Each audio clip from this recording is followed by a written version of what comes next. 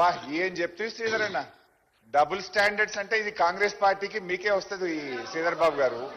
అంటే ఇందిరాగాంధీ గారి మీద ఆనాడు షా కమిషన్ వేస్తే కాంగ్రెస్ పార్టీ దేశమంతా గగ్గోలు చేయొచ్చు, ధర్నాలు చేయొచ్చు, షా కమిషన్ వ్యతిరేకిస్తూ ర్యాలీలు తీయొచ్చు. ఆ రోజు షాను మీరు ఏ రకంగా తిట్టారో మొత్తం కటింగ్స్ ఉన్నాయి, చదవమంటే చదువుతా, మొత్తం తెచ్చిన. కానీ టైం లేదని నేను పోవట్లేదు.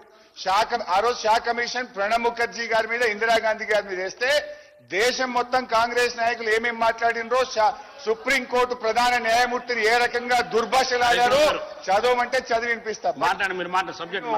సబ్జెక్ట్ లో పోదలుచుకున్నా. అయితే అధ్యక్ష before I going to subject ఇంకొక 2 విషయాలు చెప్పి సబ్జెక్ట్ లో పోతా అధ్యక్ష. అయితే ఆ రోజు షా కమిషన్ వేసింది దేని మీద అధ్యక్ష? ఎమర్జెన్సీ పాలన మీద విచారణ జరిపింది. విచారణ జరిపింది ఎవరు అధ్యక్ష? స్పీకర్ సార్, ఇవాళ మీరు ఎజెండాలో పెట్టిందే ఘోష్ కమిషన్ నివేదిక.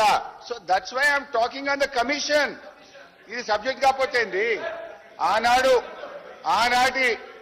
ఆనాడు విచారణ దేని మీద? ఎమర్జెన్సీ పాలన మీద.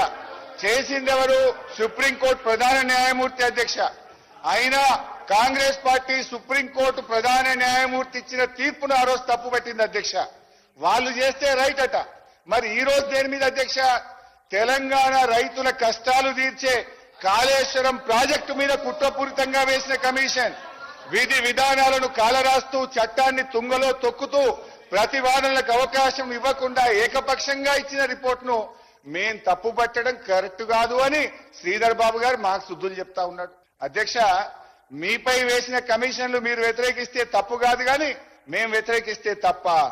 అధ్యక్ష, ఈ రకంగా చెప్పుకుంటూ పోతే ఆ షా కమిషన్ ఆ రోజు ఇందిరాగాంధీ గారికి 8B కింద నోటీస్ ఇచ్చింది. కానీ ఆ ప్రొసీజరల్ ల్యాప్సెస్ ఉన్నాయని చెప్పి ఢిల్లీ హైకోర్టుకు ఆనాడు ఇందిరాగాంధీ గారు వెళ్తే 7 నవంబర్ 1978 నాడు Delhi high court 8B procedural lapses ఉందని చెప్పి షా కమిషన్ రిపోర్ట్ ను రద్దు చేసింది, కొట్టివేయడం జరిగింది. అధ్యక్ష, ఇక సరే కాంగ్రెస్ గురించి ఇందిరాగాంధీ గారి గురించి చెప్పిన, మా బీజేపీ మిత్రులకు కూడా చెప్పాలి. ఎల్కే అద్వానీ గారి ఆ రోజు బాబ్రీ మసీద్ కూలిపోయినప్పుడు డిసెంబర్ 16, 1992 నాడు పివి నరసింహారావు గారు ప్రధానమంత్రిగా లిబ్రహన్ కమిషన్ వేయడం జరిగింది. ఆ రోజు అద్వానీ గారి మీద, మురళీ మనోహర్ జోషి గారి మీద పివి నరసింహారావు గారి ప్రభుత్వం లిబ్రహన్ కమిషన్ వేస్తే ఇది భారతదేశంలో ఒక రికార్డు. ఈ కమిషన్ 17 సంవత్సరాలు నడిచింది. 48 సార్లు ఈ కమిషన్ కు ఎక్స్టెన్షన్ ఇచ్చారు. 17 ఏళ్లు శోధించి రిపోర్ట్ ఇచ్చారు. 17 ఏళ్ల తర్వాత రిపోర్ట్ ఇస్తే ఆనాడు వాళ్ళ మీద కమిషన్ వేస్తే బీజేపీ నాయకులు ఇది అన్యాయం, మా మీద కమిషన్ వేస్తారా, ఇది రాజకీయ కక్ష సాధింపు, ఇది కుట్ర అని చెప్పి ఆ రోజు బీజేపీ కూడా దేశవ్యాప్తంగా ధర్నాలు చేసింది. ఇందిరాగాంధీ గారి మీద వేస్తే కాంగ్రెస్ ఇది కుట్ర, ఇది రాజకీయ ప్రేరేపితం అన్నారు. బీజేపీ మీద వేస్తే ఇది కుట్ర, రాజకీయ ప్రేరేపితము అన్నారు. మరి మా మీద వేసింది కూడా ఇది రాజకీయ ప్రేరేపితం, ఇది కుట్ర మాత్రమే. అధ్యక్ష, ఫైనల్ గా ఏం జరిగింది?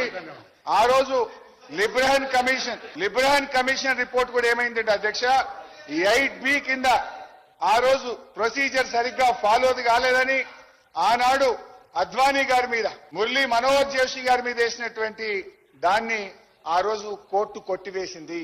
సో ఎప్పుడైనా కూడా ప్రొసీజర్ ఫాలో కాకపోతే 1952 కమిషనర్ యాక్ట్ కింద అధ్యక్ష ఇవి నిలబడవు.